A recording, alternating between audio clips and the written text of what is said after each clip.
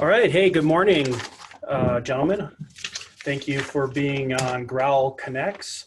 And my name is Greg Olson. I am the founder of GROWL Agency. Today you're on Connects Civil Conversations Project. Connects is really about conversations, community, and connections. We're joined here with my friend Wayne Hare of the Civil Conversations Project. I have Bill Gwaltney, and I also have Dwight Pitcaithley. Thank you very much for joining us. Before we get started, I thought we'd go quickly through introductions, and then I would come through and let maybe Wayne clean up any of these introductions that these gentlemen leave us there, Wayne. They might leave out something that's kind of interesting. So why don't we start with Wayne, quick introduction. I'm going to leave out a lot of interesting things. Yeah, I'm Wayne Hare. I'm fairly recently retired from the National Park Service and the Bureau of Land Management. I was a backcountry ranger for a career, which is where I met Bill Gwaltney, and I met Dr. Pitcaithley through Bill. You know, I've spent a fair amount of my adult life trying to create more diversity in the outdoors, just in the backcountry, both visitors and say Park Service employees. And I came to realize that the lack of various ethnicities in the backcountry was just a microcosm of what you see in the country, really. And and politicians have always used racism to divide and conquer, but it kind of started to come on pretty thick, maybe somewhere around 4 or 5 years ago. And I have had a long-term association on the board of a magazine called High Country News. And together we started this project called the Civil Conversations Project just to try to highlight and help people understand racism exists, and that it's kind of part of the fabric of the country. So that's kind of a quick snapshot of of me and the Civil Conversations Project. Yeah, thanks, Wayne. We're going to be having these conversations, at least on the Connects channel, once a month as we bring in various speakers. Let's go ahead to Bill. Love to hear a little bit about you, so. Well, sure, thanks. Bill Gwaltney. I retired after a pretty long federal career. I was with the National Park Service for many years. I then went to the Smithsonian for a couple of years, where I had the great honor of being the military history curator for the new African American Museum. And then I was 5 years overseas with the American Battle Monuments Commission. So I've had a lot of connection with military history, but the Park Service gave me a fantastic opportunity to work with the movies. So I actually got to be a technical assistant for the movie Glory, and was a first sergeant of Company B, which was a Park Service volunteer unit. So I was actually in the movie Glory, and if you watch it, you'll see a little credit I get at the end of the film. So the Civil War was something I tried hard to avoid and just couldn't, and got in and ended up right in the middle of it. Well, that's very interesting. I'd love to even dive into that, but we're here to talk about a different subject, but I'm sure you can bring that in. Dwight, thank you for being here. It's been a really great pleasure to have a few conversations with you. Great author, lots of great information out there. So go ahead and introduce yourself. Well, I spent, sort of like Bill, a career with the National Park Service, 30 years, working in Santa Fe and Boston, and finally Washington, D.C., where I ended up as chief historian. I retired in 2005 and sort of had a second career here in Las Cruces, teaching very part-time at New Mexico State University, but researching the causes of the Civil War. During my last couple of years as chief historian, the Park Service superintendents of the Civil War battlefields decided it was time for them to start talking about causality. Up until about 1998, the Park Service didn't talk about causes. They talked about the battles in depth, didn't talk about why those men were trying to kill each other. And I had read all the secondary literature, but I really didn't have a good grasp on what caused it. I knew from that secondary literature that slavery was the cause, but I wasn't thoroughly, not convinced, but I didn't understand how all the pieces fit together. So I spent about the next 15 years, or about 12 years, researching the original primary official documents of secession which amounts to about 8,000 pages, published at the time. So it's been available for at least the last 100 years. And 2 years ago, wrote a book titled The U.S. Constitution and Secession, a documentary anthology of slavery and white supremacy. And now I'm working on a couple more books at the state level, mining those same documents on why those states seceded. Yeah, we'll also have, after the show, we'll have information on where people can find out about all the things that you've written, and we'll be sharing that out with our listeners and viewers. So today, gentlemen, we're going to be talking about a subject we're really trying to tie in. It's always, again, with the Civil Conversations Project, was racism in the West, and then everything happening. And so a little bit of time, as Wayne and I have discussed, and we've discussed, I've discussed with the three of you, is we have to go back in time a little bit to understand how we got here. So really this time that we're spending today is on, it's really, you know, we mix it in with slavery, Civil War, you know, and racism. So with that, I thought, Wayne, you know, like I said, I've heard you say that in order to understand a 21st century race in this country, you have to understand what caused the Confederate States to secede from the Union. I mean, these are kind of big topics, but I thought we would start with that. And can you talk a little bit, and I'll let you guys discuss this, but what did you mean by that? Well, I want to give quite a bit of credit to Dwight, because I met Dwight through Bill. And Dwight very graciously said, well, any friend of Bill's is a friend of mine. He started answering many questions. But, you know, my question to him was, you know, can you tell me why, you know, what caused the Civil War? You know, here's what I think caused it. And he redirected my question and said, the question you really want to ask is why did the Southern states secede? And, you know, for a long time, if I talked about race, and people would bring up slavery, I would really poo-poo it, right? I'd say, well, you know what? I'd say what white people say. That was a long time ago. Nobody alive today ever owned slaves, and it doesn't have anything to do with you know, the racial construct or the you know, contract that we now live with in this country. But I was completely wrong. And what we're seeing today, you know, the race relationships and the racism that you see today, it started in 1619. You know, Dwight's read all 8,000 pages, and he's read them several times. He's studied them. And he would be able to confirm that the institution of slavery was really based on, you know, very strongly on the concept of the white race being supreme and the black race being inferior. If you read those documents, and again, I really hope Dr.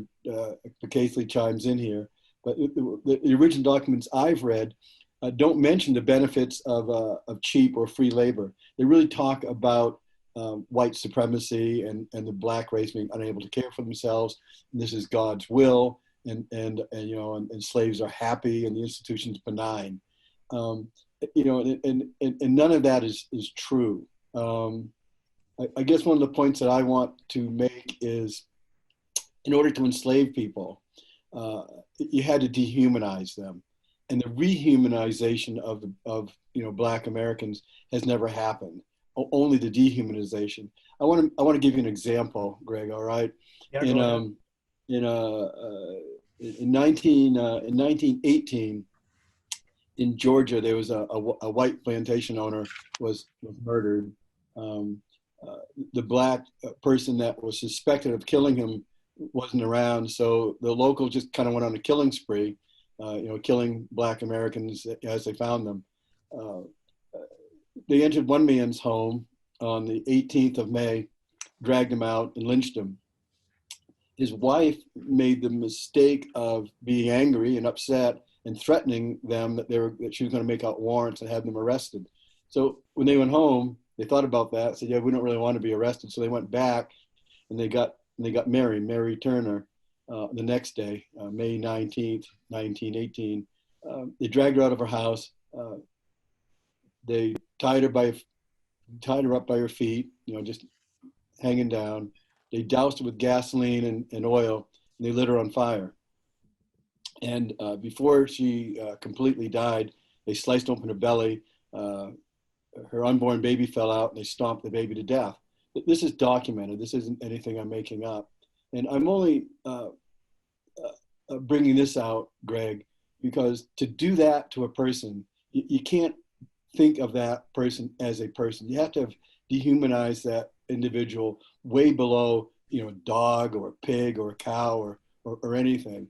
And that sense of dehumanization, it was born, it was bred, it was driven home to people, and to some extent, it still exists today.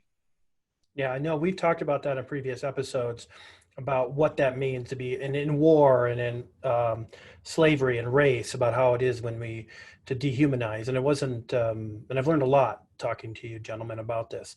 I want to jump in, Dwight, about the 1619 and anything that you want to add to that, because, these are documents that I don't think many people actually read, or, they're long documents. And I'd like to hear what are your thoughts on the things that and Bill, you can jump into on this, but it's like, what are your thoughts on this? And so listeners, I'm not going to stick in 1619 land right now for too long, because I want to get forward, but we are going back on this very important historical moment. So Dwight, what do you want to add to this? Or what would you want our listeners to go explore more? I think one of the things I want to pick up on what Wayne said. One of the things that's important in understanding slavery in the United States is that it was built upon this concept, this notion of white supremacy. Not all slave societies had that. Slavery in Rome didn't, or Greece, or Africa certainly doesn't come with a white supremacist component. Brazil, a less so, but you could put that in that category. Serfdom in Russia didn't have that capacity. But in the United States, and this developed over time, but fairly quickly after 1619, the owners of slaves wanted to somehow feel good about enslaving people, and developed this fairly robust, I wouldn't call it sophisticated, but certainly a robust defense of slavery that by the 19th century became full blown. Certainly between 1830 and 1860, many gallons of ink was spilled defending slavery on religious grounds, historical grounds, scientific grounds. And so slavery wasn't just about labor. It wasn't just about providing a workforce for the plantation and the many other ways that slavery was employed. Slavery was very adaptable, of course. And so jumping forward just a little bit, maybe this is a preview to some more conversations we can have. When the South felt threatened with the election of Abraham Lincoln, it wasn't just slavery that was threatened, it was white supremacy. And because most Southerners didn't own slaves, the loss of white supremacy was a great motivator. Now we can talk more about that if you want, but let me stop there, and Bill will probably want to chime in. Yeah, Bill, what do you think? Sure, thanks. To also tear off of what Wayne was saying is that in 1919, the Red Summer, some of the people who were lynched, not unlike the scenario Wayne talked about, included U.S. veterans, African Americans, who were hanged in their United States Army uniforms. Mm-hmm. So as we continue to have dialogue about what we owe veterans, Wayne could not be more correct when he says that people were dehumanized. These are people who went overseas, risked their lives, came home, were proud of the uniform that they wore that represented the United States, and were hanged in that same uniform.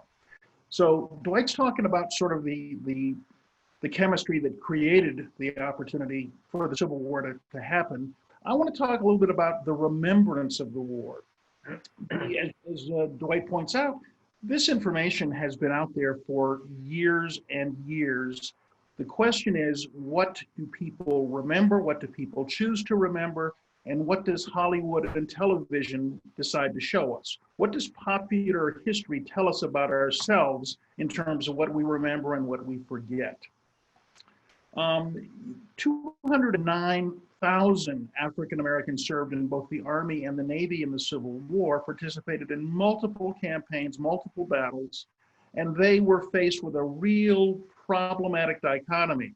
If they were successful in combat, it was because they were animals. If they were failures in combat, it was because they were cowards. There was no way to win.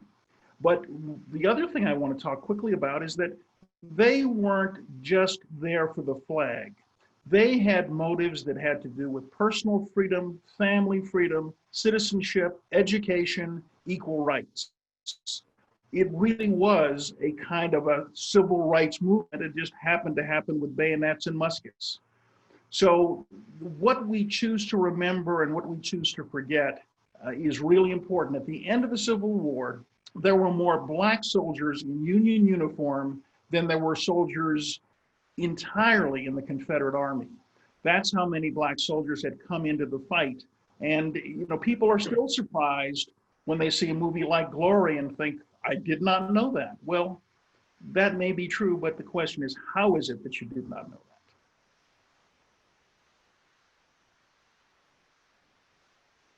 Back to you, Greg.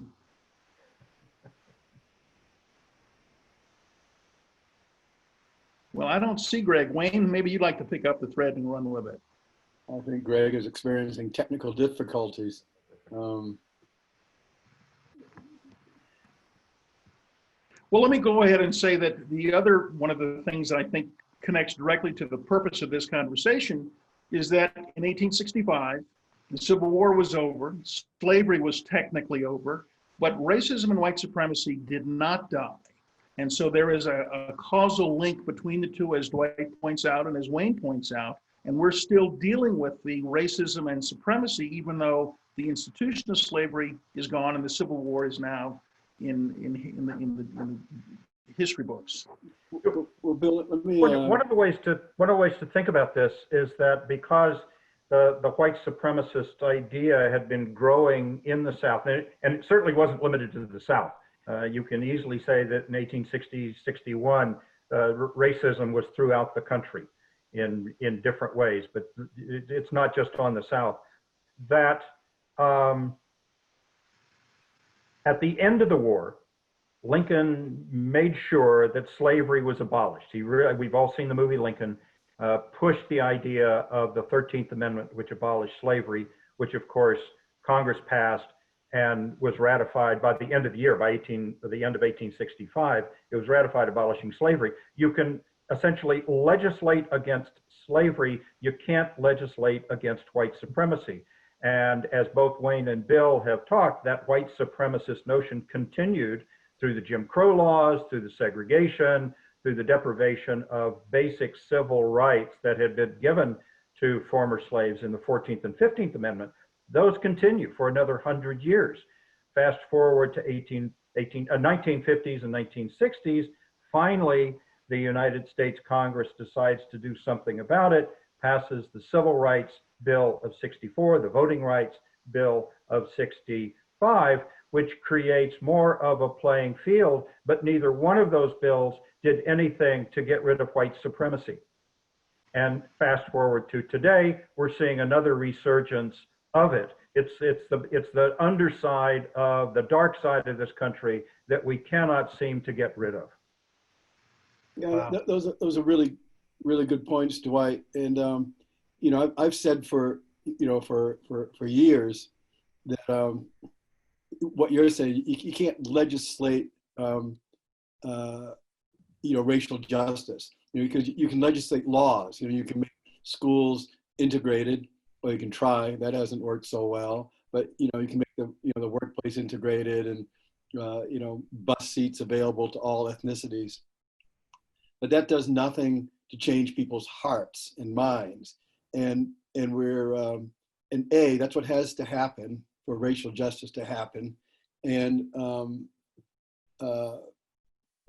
that's where this whole connection to slavery came from. That whole concept of white supremacy, black inferiority, fear, hatred, disgust. That was all, that groundwork was well laid, from 1619 forward, and it's just such a part of, it's kind of a part of who this country is, who this country has become. The question, I suppose, is how did that whole thing come up about the war had nothing to do with slavery? It had to do with this noble cause of states' rights. Were the Southern states really truly that committed to being independent and maintaining states' rights? Were there any states' rights that they opposed?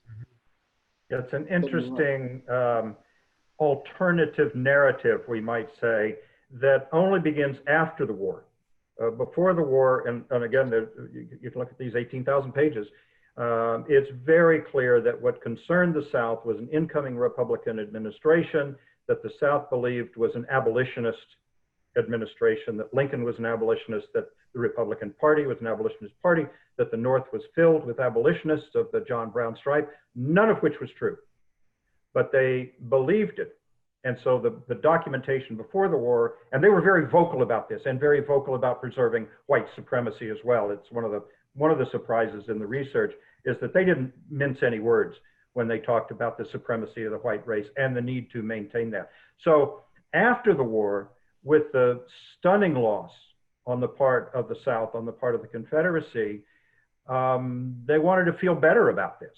And so I don't know if you can pinpoint the beginning, but both Alexander Stephens, the vice president of the Confederacy in 1868, and Jefferson Davis, the president of the Confederacy in the 70s, wrote histories of the war and began shaping the narrative away from slavery and toward constitutional issues, state right issues, and that sort of thing.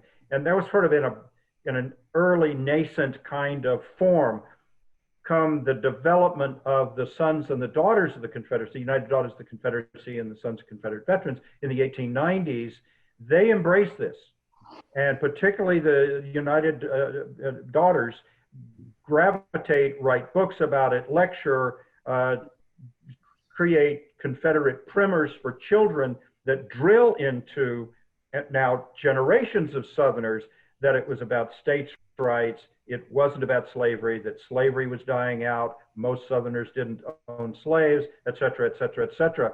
And the new kid on the block now is the tariff, that South seceded to prevent protective tariffs from being developed by the Republicans, as was the case in the 1830s. There's absolutely no evidence for that in the run-up to the war. It's very easy to debunk that. And let me drill in just a minute on the states' rights issue.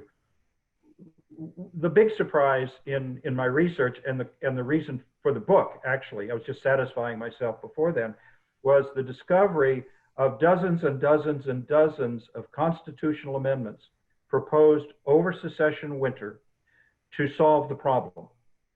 90%, there are 67 of these in Congress, in state legislatures, in the Washington Peace Convention, in several of the state secession conventions, Virginia in particular. 90% of these amendments proposed expanding and protecting the rights of slave owners in the federal Constitution. That's the opposite end of protecting states' rights. And the poster child for that is none other than Jefferson Davis, who on Christmas Eve, 1860, proposed a constitutional amendment that would have nationalized slavery, that specifically said, this amendment, under this amendment, slaves are identified as property, and that form of property will be protected as every other form of property is protected by the Fifth Amendment, the Due Process Clause that says no citizen can be deprived of life, liberty, or property without due process of law. So contrary to the lost cause idea that the South seceded to protect states' rights, on the eve of the Civil War, they were working like crazy to greatly expand federal protections and give up a very treasured right to protect slavery at the state level. So very odd and sort of ironic twist in this history of this period. Well, I can offer that, as usual, Dwight, of course, is completely on target. I think in one way, the South lost the war, but won the peace. The kind of administrative and structural elements that were included in black codes and new state constitutions, which denigrated African Americans. You also see the creation of monuments, something that's in the news of late. At Harper's Ferry, West Virginia, you'll find a monument to Hayward Shepherd, who was killed in the dark in the John Brown raid. Well, he's made out to be this loyal slave. Nobody knew who he was. He raised the alarm, he got shot, he died. But other monuments come along during this period where the solidification of what Dwight's talking about, white supremacy, and the normalization of degradation of African Americans becomes normalized.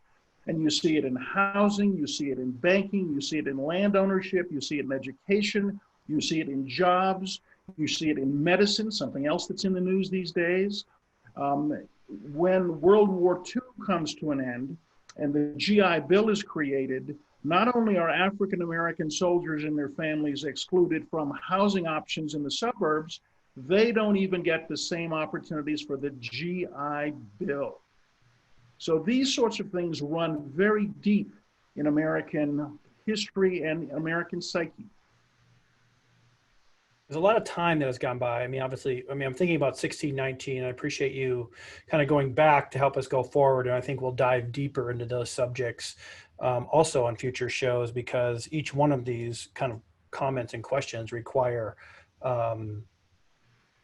even more information. So going back to what kind of Dwight was saying, this whole lost cause interpretation, as I've done some look at that, it's a way that kind of, when I've been looking at it, it says the term swiftly came into common use as a reference not only to military defeat, but defeat of the Southern way of life. And so,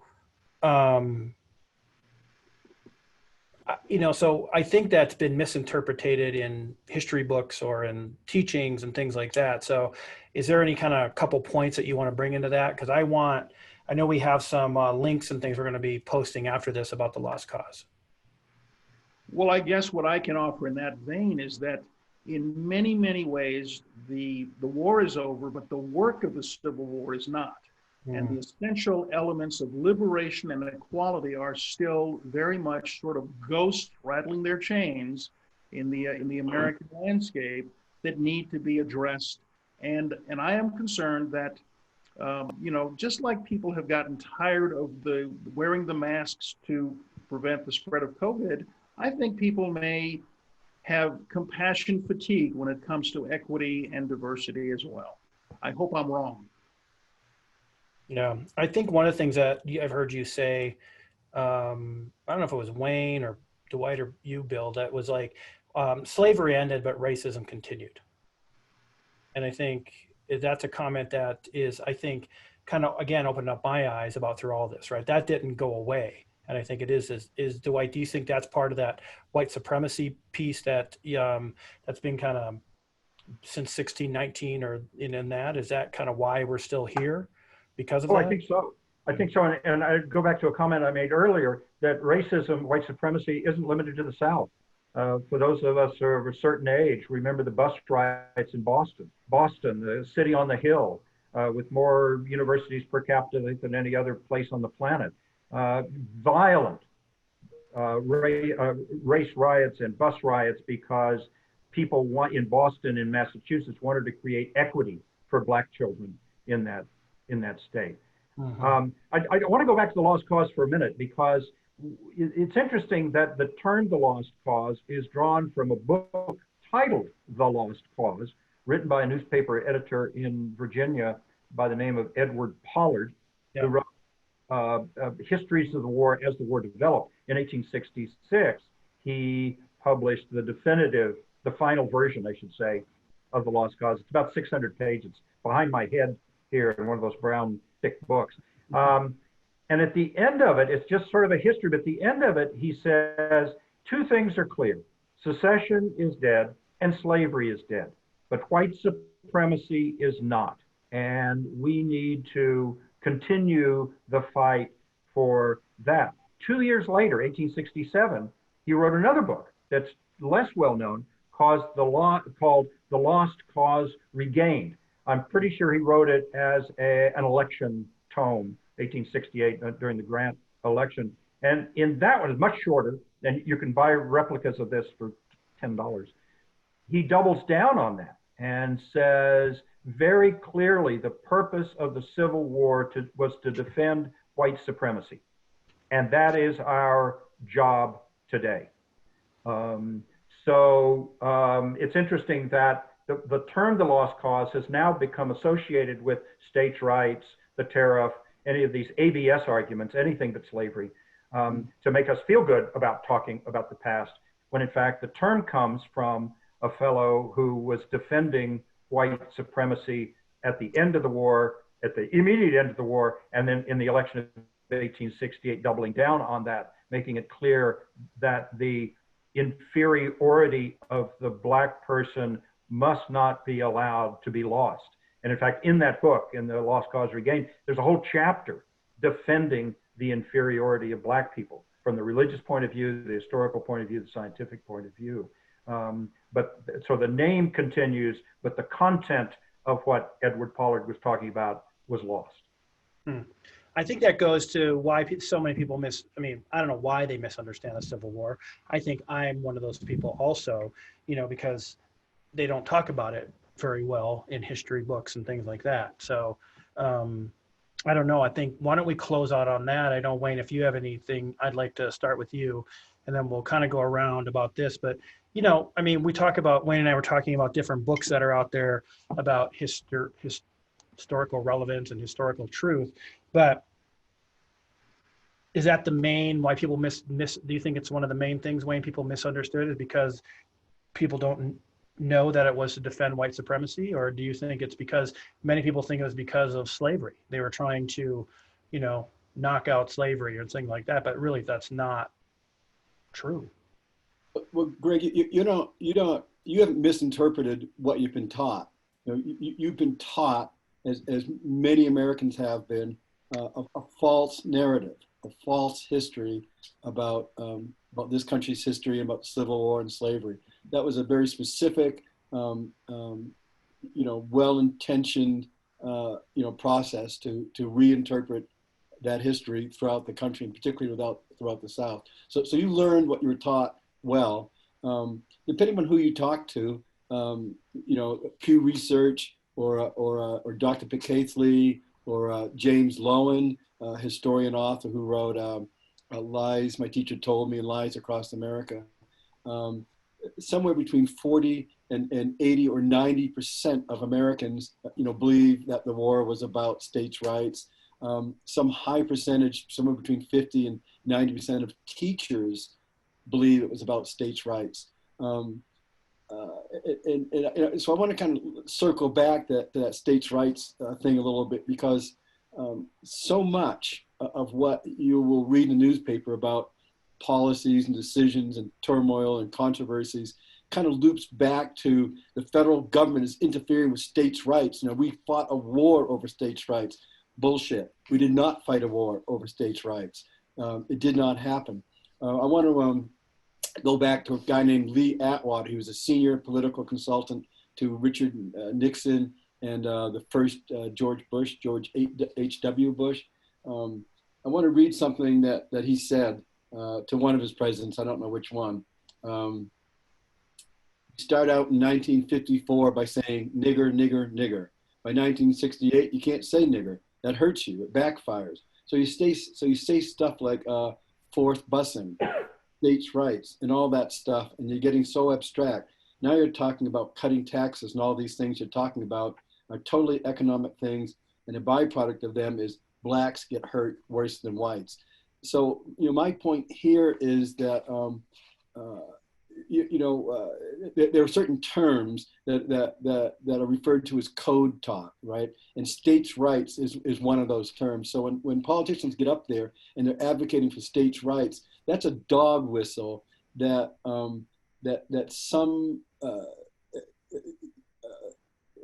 white people who are opposed to racial justice, they understand what that politician is saying when he talks about states' rights. He's talking about, I'm on your side, and we're gonna keep society the way it is, the way it was intended to be. It's such an important concept and term that Americans need to understand that nothing has anything to do with states' rights. That's a dog whistle.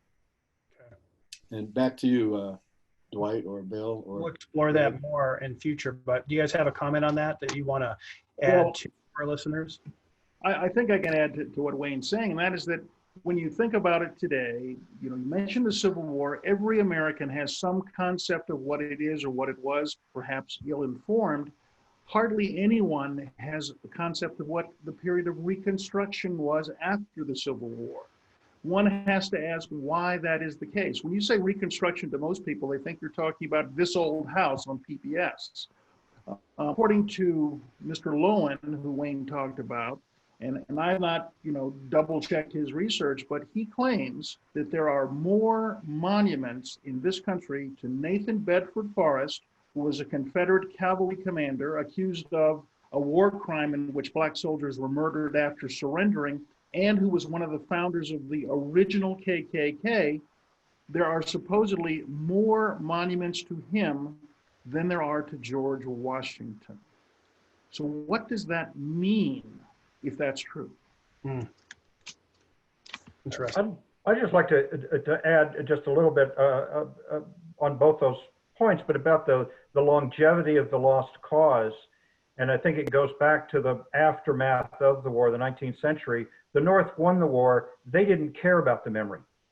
So the lost cause idea of shifting blame to federal intervention in states' rights as the cause, as the major narrative, didn't have a counter narrative. There was no opposing narrative. And even some historians during this period, again, because of the power of white supremacy, bought into that as well.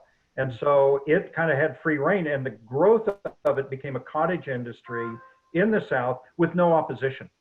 And so and after generations now of people hearing about it from their parents, from their grandparents, from their teachers, from their ministers, it's a part of this, not just the Southern DNA, but DNA in other parts of the country as well. Well, I tell you what, that I certainly appreciate it. I think we could probably talk hours and hours of this and record, and we're gonna, through Civil Conversations and Wayne, we're going to get deeper into topics about racism, what it means, how do we fix it. We're not here to talk about that so much today, but we have spent time going backwards. And I still think we'll have to do that, Wayne, more, because I think there's a lot of subjects that we're gonna have to dive into to help clear up the muddy waters, right, that we have on these. There's a lot of layers of that onion that need to get peeled away. I think over time, we'll get there. In closing, I wanted to go around and just say, is there one final point that maybe each of you want to leave our listeners and future viewers of this? And this helps as we kind of promote content out. So Bill, I'm going to go with you, and we're going to end with Wayne. Sure, I'll be happy to sort of end with a quote from Frederick Douglass, abolitionist and Civil War recruiter. He said, "Once let a black man get upon his person the brass letters U.S., an eagle on his button, a musket on his shoulder, and bullets in his pocket, there is no force on the face of the earth that can deny he has earned the full rights of citizenship in the United States." Thank you. I can't top that. Douglas is always a good man to quote. I would leave our listeners, our viewers, with the fact that the South really did secede to protect slavery and white supremacy. And if we have any Texas viewers who want to confirm that, search on Texas's Declaration of Secession, not its Ordinance of Secession, but the Declaration of Secession, drafted by the Secession Convention members and voted on by them. It's about 4 pages. Go to the last couple of paragraphs, and they really double down on this issue of white supremacy and how important it is to maintain and what a threat it is because of the incoming Lincoln administration. Interesting. Okay. Wayne, what do you want to, what wise words? We'll be on again another show so they can keep checking here. We'll determine our next topic. But what do you want to end with today? Just that you said we need to go back to go forward, and race is such a complex issue. It was made complex, over all these hundreds of years, and as we've kind of said here, that we've been taught in school by teachers that we looked up to it and thought they knew what they were talking about. So many myths about race and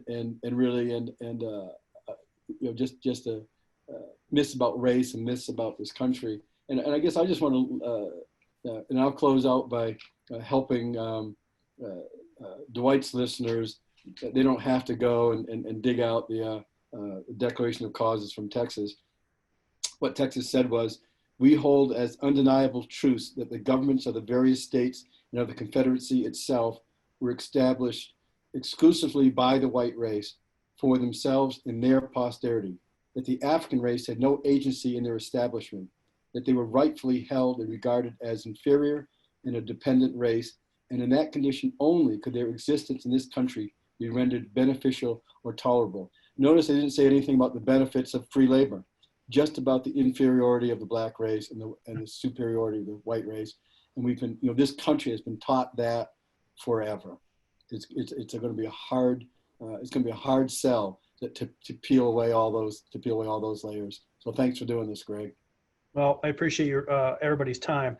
It certainly has been an eye-opener to me, and continue to read and explore. And I like how we're looking back in these older state documents and what was written and what was said. So I appreciate all the research that Dwight, thank you, Bill, and Wayne. It's been amazing. So I think we're about to close out, and we didn't have, I've asked all the questions that have come through. We'll look forward to posting this out on a GROWL Connects channel. And I wish all of you a very wonderful day, and thank you to our listeners today and our listeners in the future.